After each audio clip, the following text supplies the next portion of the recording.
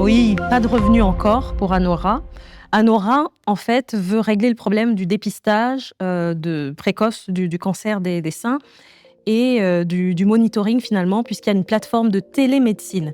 Donc concrètement, le produit, c'est un soutien-gorge, un objet connecté et qui permet d'aller prendre des informations, de monitorer en temps réel associé à une plateforme de télémédecine. Solution intéressante, encore qu'ils ont déjà déposé un brevet, ce qui fait un gros plus. Maintenant, il n'y a aucune information sur le marché qui a été testé, pas de clients, pas de revenus. Exactement. Ils sont dans le pilote. Ils sont dans le pilote. Voilà. Et ils ont fort à faire parce qu'il y a quand même des gros faiseurs de la santé dans le monde qui adressent déjà ce sujet. Moi, ça me dérange un peu. C'est un sujet plutôt, ils devraient aller chercher des subventions. C'est pas un sujet qu'on devrait adresser en fait sur ce type de programme. Il n'y a pas réellement, pour moi, je vois l'innovation avec le soutien-gorge, mais ça touche vraiment, on va dire, le cœur d'un métier qu'on n'a pas envie d'adresser. Et qu'on est dans la promesse. Bon, alors on a Le papier, c'est sexy. Ouais, on a la promesse. Oui, C'est quand même un sujet. Le problème est vraiment, il te prend dans les tripes. Maintenant, si on regarde de manière concrète, on n'a pas grand-chose. Pour moi, en tout cas, l'impact, il est vital sur ce genre de projet. Après, derrière, c'est des processus d'homologation qui sont très longs. On est sur des essais cliniques, donc ça risque d'être assez complexe. Concrètement, Allo Docteur, c'est des consultations médicales à domicile via une plateforme digitale, un call center et un modèle de revenus essentiellement basé sur des commissions, 30% de commissions. Vous pensez qu'on fait déjà des consultations comme ça à des gens dans des villages à distance au Cameroun? les villages, non. Mais en zone urbaine, oui. Du coup, ça donne quoi? C'est allô, j'ai mal au ventre, je me sens pas bien, c'est ça. Puisque quand vous êtes malade, il y a des symptômes. Et à partir des symptômes, on peut vous dire, OK, on va faire les examens de tel pour confirmer. Est-ce que le docteur... Il y a pas de médecin qui vient à domicile te voir? Non? Non. Je veux pas être de gars difficile, donc je vous laisse y aller. Bon, le projet d'abord, c'est de rouler au Togo et d'après le monsieur, il n'y a pas de concurrent. Moi, pour ma part, ce qui me gêne dans ce dossier et dans la plupart des dossiers, c'est la définition du persona. Qui en adresse, qui paye, combien. 30% de commission, c'est élevé.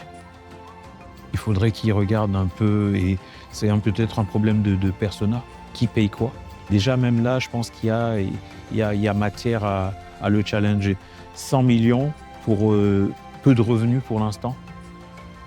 Voilà, qu'il fasse ses preuves. Qui n'a jamais été embêté de se trimballer le dongle pour avoir le Wi-Fi quand on est chez nous? Là, Carole Charles règle le problème avec une application. Donc on n'a plus besoin d'avoir un matériel. On se connecte à une application et on a du Wi-Fi, y compris transfrontalier. Et il embarque du mobile money pour pouvoir gérer le paiement sur son application. À ce stade, avec sa demande de 30 millions de francs CFA, il a des revenus de 17 millions à date, sur un pilote de 6 mois. Ça reste intéressant. Est-ce qu'ils se positionnent en fintech ou on va dire sur quel stream ont-ils été générés? Est-ce que c'est sur l'apport de financement via Momo ou c'est vraiment, on va dire, l'achat de hotspots, donc de Wi-Fi qui lui permet de générer ses revenus? Sur sa phase pilote, il a 1500 clients, donc ça peut être intéressant de voir un peu l'attraction. Ouais, moi j'accompagnerais bien, rien que pour voir déjà.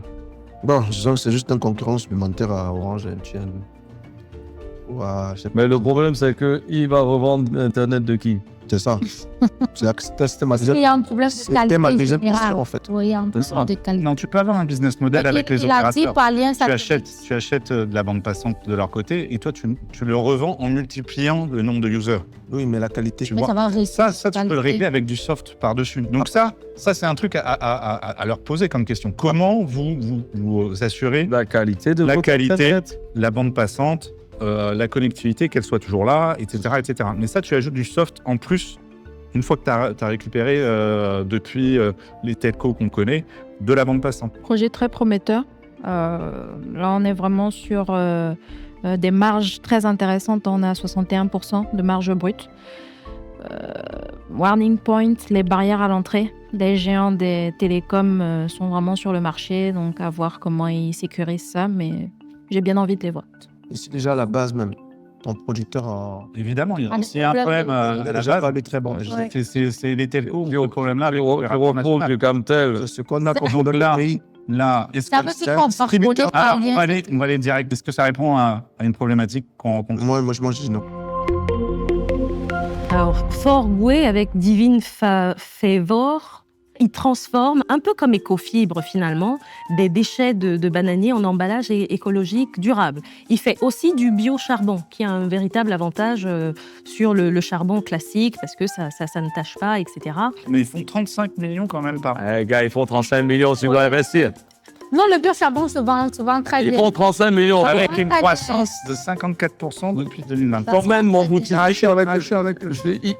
a un business de vente de Marge ciment. brut de 80%. Ils Ça font- vend très bien le Ils font du biocharbon. cash. Bon, maintenant, soyons clairs, est-ce que c'est un projet qu'on souhaite accompagner sur le programme? Moi, le prochain projet, c'est magasin de ciment. Qu'est-ce qu'on va pouvoir bien leur dire s'ils viennent? Parce que Dossier intéressant, créé en 2021. Par contre, quand on voit qu'elle fait déjà 35 millions de francs CFA de revenus et qu'elle va demander 12 millions, j'ai l'impression que ces 12 millions-là, c'est pour combler un trou de trésorerie. c'est un projet intéressant. Maintenant, est-ce que c'est un projet à film? Est-ce que c'est un projet intéressant?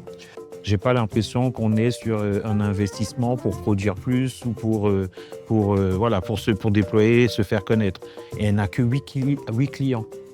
Donc là aussi, les chiffres racontent une autre histoire. Et pour ma part, je trouve que là, le green a bon dos sur les marges.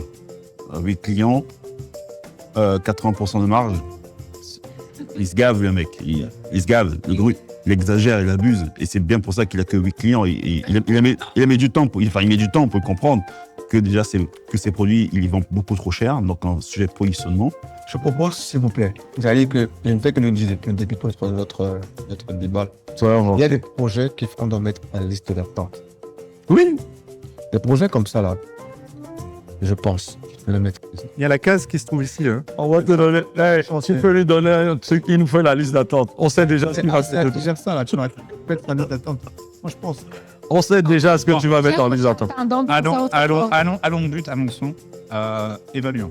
Allez, allons-y. Il y a quand même une équipe de 4 personnes. Ils font 35 millions. Avec 2 fois. Ah bon? Oui. On arrête? Oui.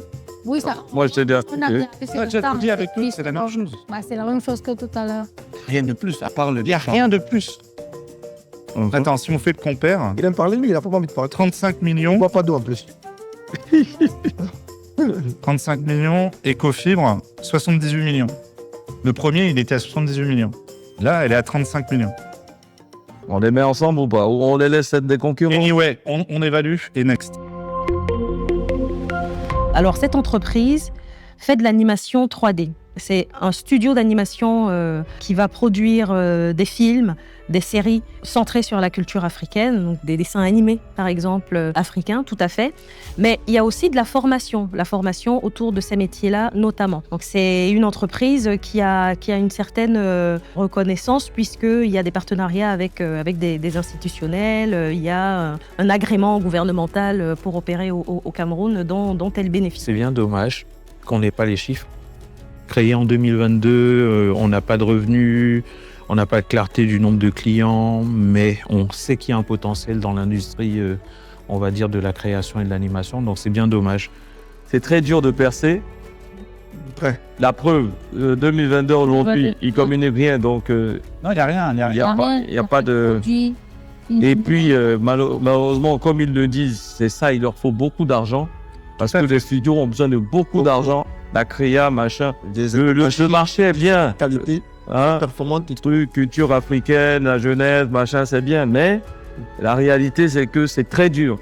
Donc, quand on sait que le taux d'échec sur ce genre de boîte est élevé, Je te rejoins et à ce niveau-là, je pense qu'il faut avoir une posture de leader, un mindset de leader. Il faut afficher ses chiffres, être fier, les communiquer. Et s'il n'est pas affiché volontairement, c'est qu'il n'est pas prêt à gérer ce type de montant et aller chercher le leadership de ce secteur. S'il y a 14 personnes, ça veut dire qu'il y a 14 personnes qui sont rémunérées, donc qui font du chiffre.